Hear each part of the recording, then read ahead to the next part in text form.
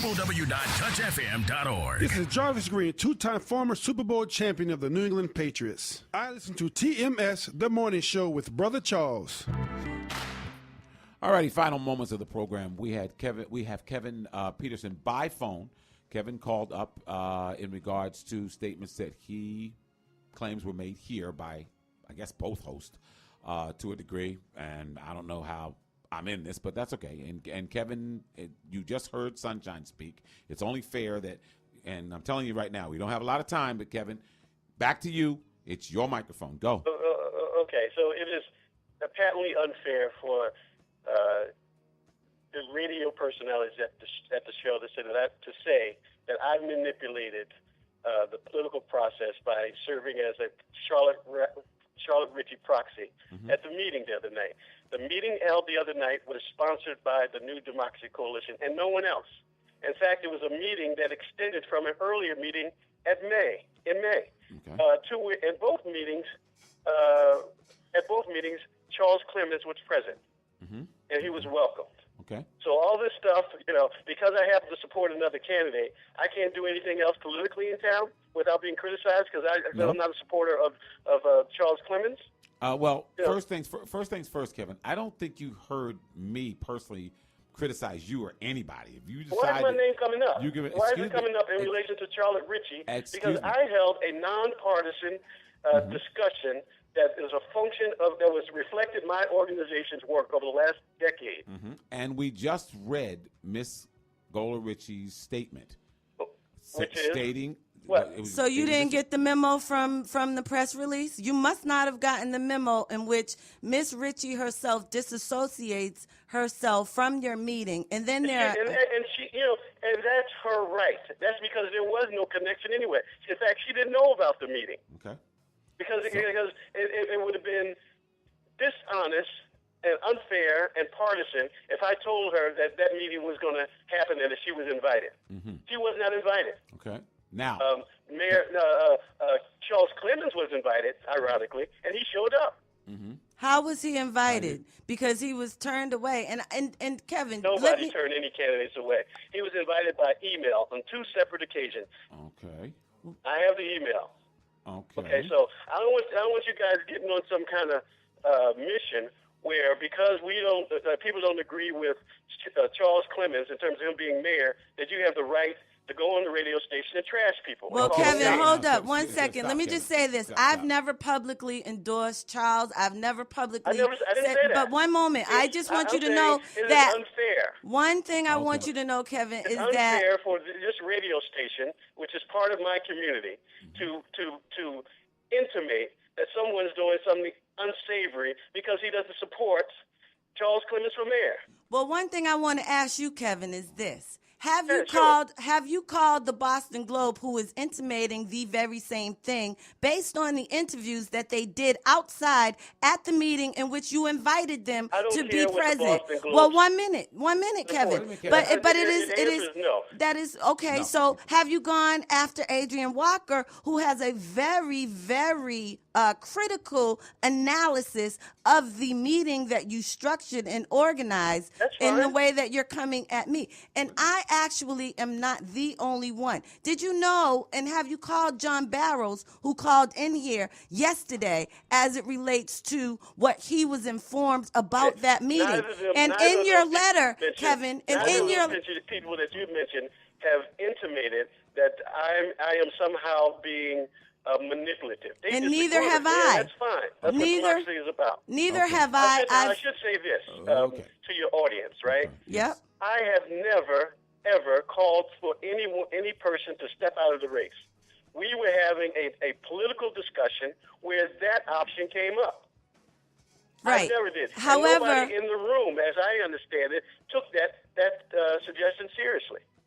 However, Kevin, really, in your invitation to the community to come out to this meeting, in the letter it states that the meeting was designed as a consensus builder. And I want to inform you that I did speak with the reporter who expressed that the last 2 sentences in your invitation to the community. And It's I an will, invitation one moment, that is also- one Kevin, moment. Kevin, Let me Kevin, read it. Kevin. Let me read it, Kevin, Okay, please. Don't suggest that it's an invitation from me only. Well, right, but you, Mel King, who expresses his views on your radio show, right. he signed the letter. But Kevin, let me tell Comes you, on your show. let me Okay, tell Try to you, single me out as Hold a it. manipulator. Both of you, stop. About Stop. Stop. Roll it down. Stop, Kevin. Now, Kevin, if you don't want to listen, Kevin, I'm the host here. If you have something to say, I've given you your say. Sunshine, I've given you your say. In the interest of fairness and in the interest of being technically right, Charles Clemens received a note by proxy to come there. He was told he was not going to be let in. He left. Okay, now this whole argument is centered around Kevin Peterson calling this radio station. We are beyond our time, ladies and gentlemen, beyond it. Courtney B is coming up after this. If we wish to pick up this conversation, we can pick it up at a later date. But Kevin, let me explain something to you. And let me explain something to your candidate, whoever you're representing or whatever. I don't care about your candidate. I don't care about any of the candidates when it comes to fairness, when it comes to being able to do a job. You do not want to let Sunshine talk. Sunshine apparently has to get her words in, and this is disruptive radio. We're not trying to do disruptive radio. Now, you stated your point. You said that you were unfairly accused or whatever, and Sunshine brought up points that made sense. There is an intimation when you are involved in a political meeting or a process and you are with certain client. Anyone is going to make that assumption. She asked you certain questions in regards to have you contacted other media outlets who are putting you in the center of that. You just stated no. Now, I sat here and listened to this whole dialogue, or diatribe, whichever one you want to say. I listened to both of them. Personally, as I've told you, I don't care about your client. Your candidate is not important to me. She's off my radar screen. But the bottom line is, I will treat her with the same amount of respect I'm treating you. We took your call. You called back because you said you were cut off. We didn't cut you off, okay? So let me lay this out to you so you understand. You and I have sat and shared the same microphone, and I know you can hear me. So hear me clear, okay?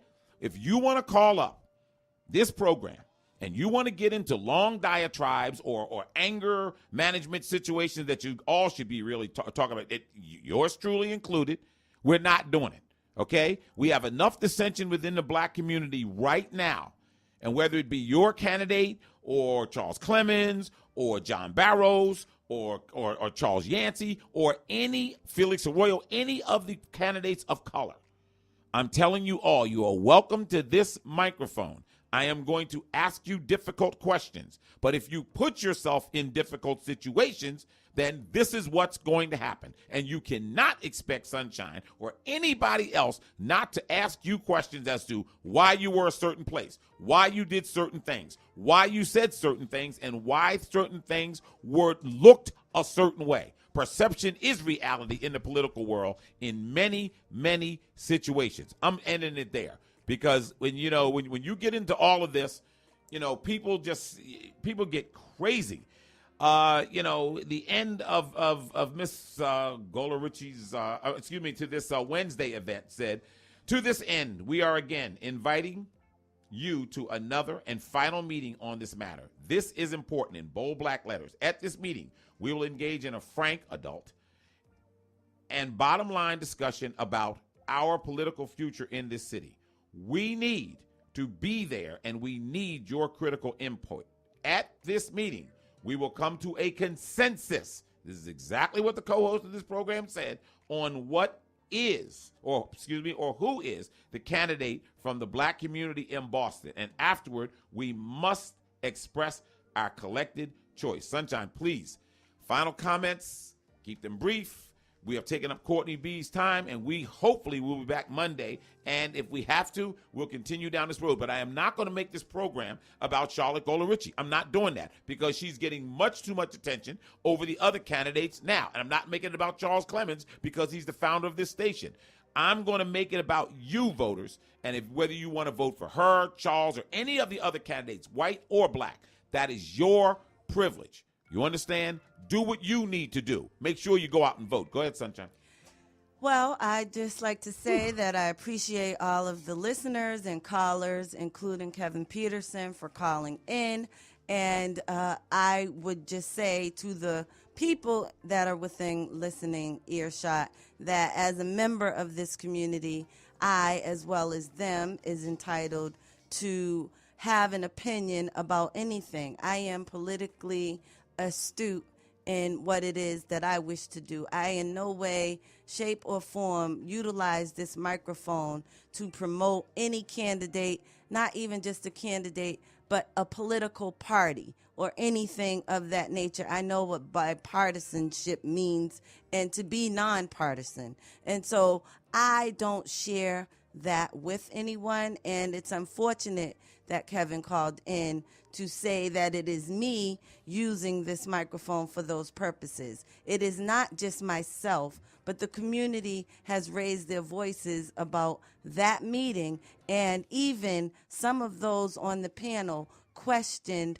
what that meeting was about. And unfortunately, because it is that maybe he thinks once you... I don't care what he thinks. Continue. I Go just ahead. think that what we need to do, and I said this to somebody the other day, and I'm glad you said it a little bit today, Jimmy, is that we are perpetuating the behaviors in which that divide and conquer thing we talk about all the time happens by having this type of dialogue and conversation. But unless and until we continue on with growing and being a unified community, then this is what will happen. But I will never be backed into a corner without coming out scratching, kicking, and fighting. Okay. Those are your words, and because Mr. Peterson also indicted yours truly. The final words are these. As I've said, I've been behind a microphone a long time, and I've never been accused of anything like whatever. I don't worry about what you're going to accuse me of or whatever. The final line is this. We are the host, and we're going to have the final say, and that's the bottom line. And if I don't like your client and I say it on the air, that's my opinion. I get paid, but not in this case, but I am asked for my opinion. And I put facts on the table that back up my opinion. Now, as I said before, if you put yourself in a precarious predicament, don't expect me to get you out of it. This whole meeting that took place Wednesday night was precarious. And basically, the people that were there, things were said, and this is how we still divide ourselves. So let's not lose focus because we know attentive ears are listening everywhere. Okay? All that said, good luck to all the candidates. I know there's some I know I'm not going to vote for. There's some that I will consider voting for. I still haven't made my choice. And I'm sure many of you haven't either. Now, that's as fair as we can be. Go make it a great weekend. Enjoy your lives, and God willing, we will all get a chance to come back on Monday and do this all over again on the morning show on Touch 106.1 FM, the fabric of the black community.